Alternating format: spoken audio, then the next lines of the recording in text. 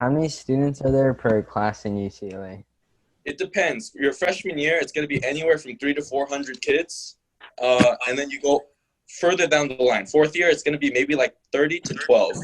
I see. Yeah, so the older you get, the less people are in your class. But also at the same time, it depends on your major too. Like you go to gender studies, it's going to be nobody. All the money is in STEM right now. Literally everything is in STEM. Think about what happened last time during the 2008 recession.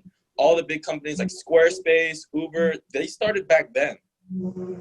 Think about right now. Think about what's happening right now during this recession.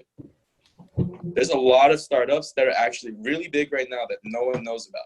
And they're going to boom immediately as this is over. And why is your degree on hold? What are you doing right now? So I decided one thing, when you're in college, or I guess I'll start from high school. When you're in high school, you basically spend your life following this, set out plan. I'm going to work towards college, right? And then when you go to college, you set out to, I'm going to work on a degree. So you follow that course line. You're not really pushing yourself if you just follow this set curriculum the entire time. But what if you're not doing any of those? Every day you live, what you accomplish that day is what you're going to do for the rest of your life.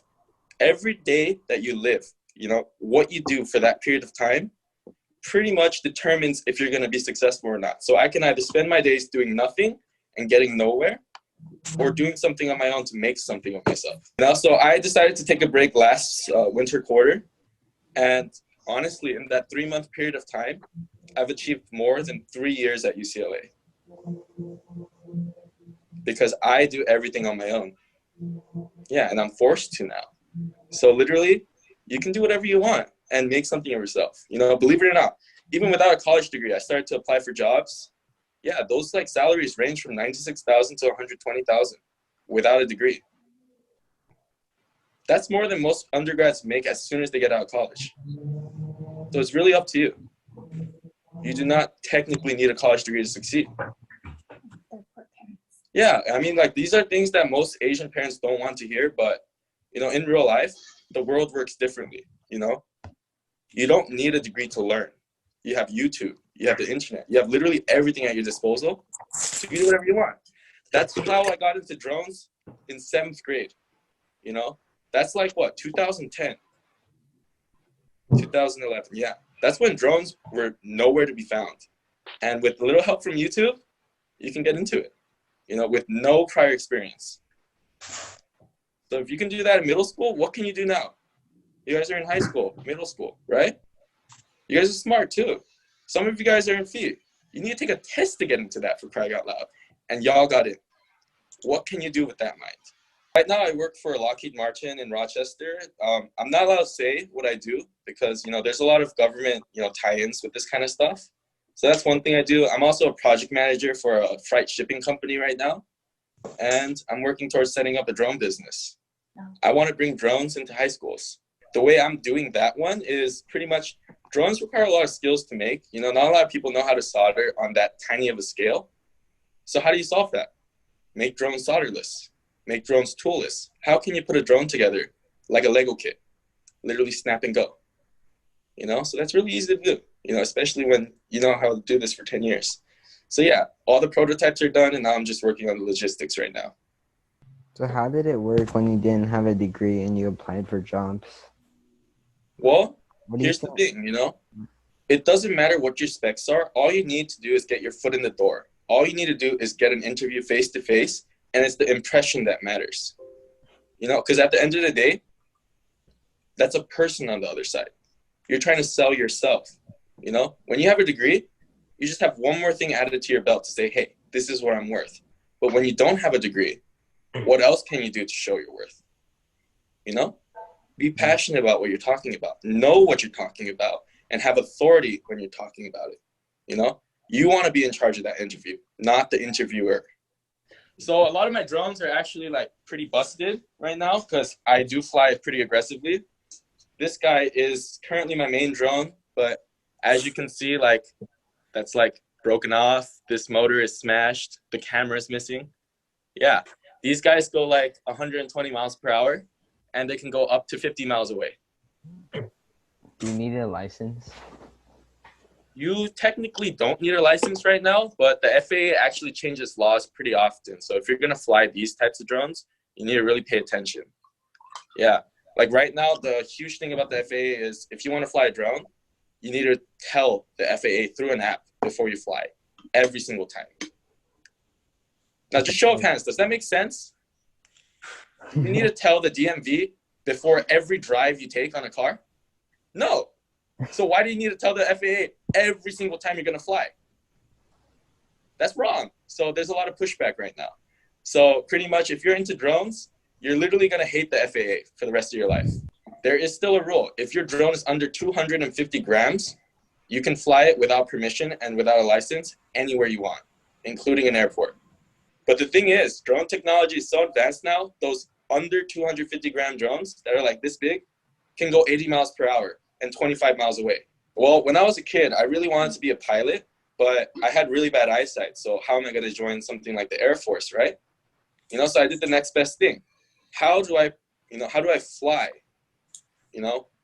with the limited resources I have? And the next best thing is FPV, first person view. So when I actually fly these drones, I actually wear these VR type goggles that have analog receiver built into it. And it actually picks up the signal of the camera real time with less than 1 millisecond lag. So everything the drone sees, I see immediately in VR. So it's pretty much you flying. And you know how kind of like if you guys drive, it's like second nature. You know exactly what to do by feeling. This is the exact same thing. You get that feeling and control with your controller, and you can go anywhere you want, however fast you want.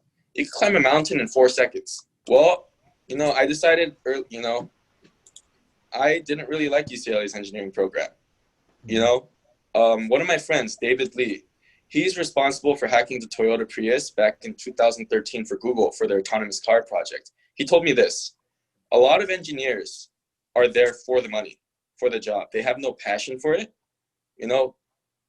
Like if you look around, you see kids who are building amazing things, and you see kids who are just studying with their hands, with a notebook and a piece of paper, right? Like those are most of the engineers you're going to see in college. And if once you go to the real world, the real industry, those guys slowly start dropping off, because without a passion, you're going to go nowhere. But for me, I've been doing this from a very young age. I've known this is my calling for a very long time. And because I know what I'm doing, I can leave UCLA and pursue it on my own. I don't need the guidance of an institution to tell me this is what I need to do to get where I want to be. What did you major in? Electrical and computer engineering. The meme about that major is it's UCLA's hardest major and the one major with the highest dropout rate. Oh, realistically speaking, each college class, in my opinion, is worth 1 year of a high school subject. Computer engineering, it's thrown in there just to show that you have some computer science into it. That's the whole purpose. For all aspects of engineering, you're going to need to learn how to code. That's the harsh reality. Coding is the future, and if you don't know it, you're going to fall behind. And honestly, coding isn't even that hard. It's just logic. That's it. All you need to do is put your own logic in the computer's syntax, and that's it. That's really it. You're just literally learning another language, like English or Korean or Spanish. That's all it is. And because it's a lot of just, math, it's really easy. But for me personally, I do know how to do it, but I don't like doing it because there are other ways you can go about it. You can either rely on it through code, or you can physically make it do it by building it that way. That's more my expertise, because I like working with my hands. I want to physically see what I'm making, not just look at a screen all day and just debug. Do you think computer science is like as popular as computing engineering, like at colleges? Like, do you think I'd say computer science is the most popular major to go into STEM right now, mostly because it's the easiest money. That's it. That's honestly it. Most kids who start internships off in computer science, second year, they're making $25 an hour minimum. That's pretty good for a second year at an internship, But here's another side. You can be a server at a restaurant and make $80 an hour. So, you pick and choose. Aspect of college. That depends on you. College can be whatever you make it to be, You can have fun literally every day of your life and never get bored, or you can spend your time just dying. It's really up to you. It is a very fun place to be, as long as, you know, you work just as hard as you play. Dangerous thing I've ever done with my drone. This was probably when I was in 8th grade. I flew so high I could see the curve of Earth. And I was actually scared that it would not come back down. How long have you been flying drones? Since 2010. So what is that now? What's your favorite 10 drone? years? Huh? What's your favorite drone? My favorite drone. My favorite drone is actually stuck on a tree at UCLA right now.